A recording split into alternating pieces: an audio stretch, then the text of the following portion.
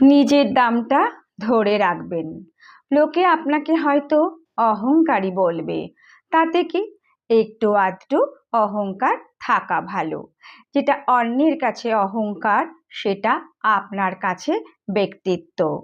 আপনি ব্যক্তি মানেই একটা ব্যক্তিত্ব আপনাকে রাখতে হবেই, তবে তো আপনাকে সুন্দর দেখাবে। চিড়িয়াখানায় গিয়ে দেখবেন বাঘের খাঁচার কাছেই ভিড় বেশি, অথচ বাঘ হিংস্র, হিংস্রতাই বাঘের গৌরব।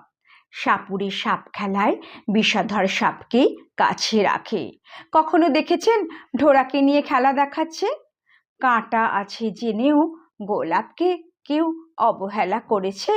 তাহলে আপনি বা কেন এত অ্যাভেলেবেল হয়ে উঠবেন? মাথায় রাখবেন, অ্যাভেলেবেলের কোনো লেভেল নেই। নিজের দামটা যদি নিজে না কমান, তাহলে আপনার দাম কেউ কমাতে পারবে না।